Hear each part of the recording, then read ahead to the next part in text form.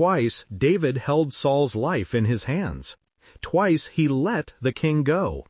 He would not take by violence what God had promised. But the wilderness tested more than patience. It tested his character in unexpected ways.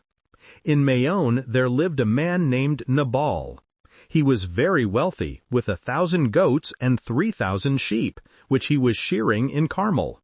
His name meant fool, and he lived up to it. He was surly and mean in his dealings.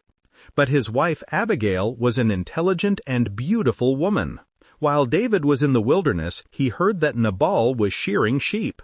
He sent 10 young men to Nabal with a greeting. "Go up to Nabal at Carmel and greet him in my name. Say to him, 'Long life to you, good health to you and your household, and good health to all that is yours. Now I hear that it is sheep shearing time. When your shepherds were with us, we did not mistreat them. The whole time they were at Carmel, nothing of theirs was missing. Ask your own servants, and they will tell you. Therefore be favorable toward my men, since we come at a festive time. Please give your servants and your son David whatever you can find for them.' The request was not unreasonable. David's men had protected Nabal's shepherds in the wilderness. They had taken nothing. They asked only for hospitality at a time of abundance. David's men delivered the message and waited. Nabal answered them, 'Who is this David? Who is this son of Jesse? Many servants are breaking away from their masters these days. Why should I take my bread and water and the meat I have slaughtered for my shearers and give it to men coming from who knows where?' The insult was deliberate. Nabal knew exactly who David was. He chose contempt. David's men turned around. When they reported every word, David's response was immediate. 'Each of you strap on your sword.' 400 men armed themselves. David left 200 to guard the supplies. He led the rest toward Nabal's property. As he marched, his anger burned. 'It has been useless, all my watching over this fellow's property in the wilderness so that nothing of his was missing. He has paid me back evil for good. May God deal with David, be it ever so severely, if by morning I leave alive one male of all who belong to him.' But one of Nabal's servants had seen what happened. He ran to Abigail. 'David sent messengers from the wilderness to give our master his greetings, but he hurled insults at them. Yet these men were very good to us. They did not mistreat us. The whole time we were out in the fields near them, nothing was missing. Night and day they were a wall around us the whole time we were herding our sheep near them. Now think it over and see what you can do, because disaster is hanging over our master and his whole household. He is such a wicked man that no one can talk to him.' Abigail acted quickly. She took 200 loaves of bread, 2 skins of wine, 5 dressed sheep, 5 seahs of roasted grain, 100 cakes of raisins, and 200 cakes of pressed figs. She loaded them on donkeys. 'Go on ahead,' she told her servants. 'I will come after you.' She did not tell her husband Nabal. As she came riding her donkey into a mountain ravine, there was David and his men descending toward her. When Abigail saw David, she quickly got off her donkey and bowed down before him with her face to the ground. She fell at his feet and said, 'Pardon your servant, my lord, and let me speak to you. Hear what your servant has to say. Please pay no attention to that wicked man Nabal. He is just like his name. His name means fool, and folly goes with him. I, your servant, did not see the men my lord sent. And now, my lord, as surely as the Lord your God lives and as you live, since the Lord has kept you from bloodshed and from avenging yourself with your own hands, may your enemies and all who are intent on harming my lord be like Nabal. And let this gift which your servant has brought to my lord be given to the men who follow you.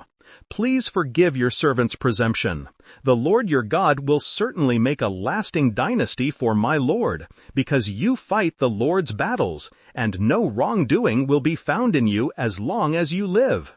Even though someone is pursuing you to take your life, the life of my Lord will be bound securely in the bundle of the living by the Lord your God. But the lives of your enemies he will hurl away as from the pocket of a sling. When the Lord has fulfilled for my Lord every good thing he promised concerning him, and has appointed him ruler over Israel, my Lord will not have on his conscience the staggering burden of needless bloodshed, or of having avenged himself. And when the Lord your God has brought my Lord success, remember your servant." David listened. The heat drained from his face. The sword remained sheathed. "Praise be to the Lord, the God of Israel, who has sent you today to meet me," David said.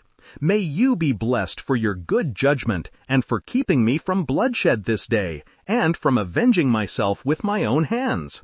Otherwise, as surely as the Lord the God of Israel lives, who has kept me from harming you, if you had not come quickly to meet me, not one male belonging to Nabal would have been left alive by daybreak."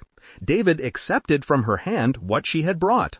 "Go home in peace. I have heard your words and granted your request." Abigail returned home. Nabal was holding a banquet like that of a king. He was in high spirits and very drunk. She told him nothing until daybreak. In the morning, when Nabal was sober, his wife told him all these things. His heart failed him, and he became like a stone. About 10 days later, the Lord struck Nabal, and he died. When David heard that Nabal was dead, he said, "Praise be to the Lord, who has upheld my cause against Nabal for treating me with contempt. He has kept his servant from doing wrong, and has brought Nabal's wrongdoing down on his own head." Then David sent word to Abigail, asking her to become his wife. His servants went to Carmel and said to Abigail, "David has sent us to you to take you to become his wife." She bowed down with her face to the ground and said, "I am your servant, and am ready to serve you and wash the feet of my Lord's servants." Abigail quickly got on a donkey, and attended by her 5 female servants, went with David's messengers and became his wife. A foolish man, a wise woman, a moment of rage halted by courage and eloquence. David had been prevented from shedding innocent blood, not by his own strength, but by a woman who rode into a ravine with bread and truth. God uses unexpected voices to turn us from paths we should not walk. In the next episode, the long chase will end. Saul and Jonathan will fall in battle, and David will finally step out of the wilderness into a new chapter of grief and kingship. If this story moved you, please consider subscribing and sharing.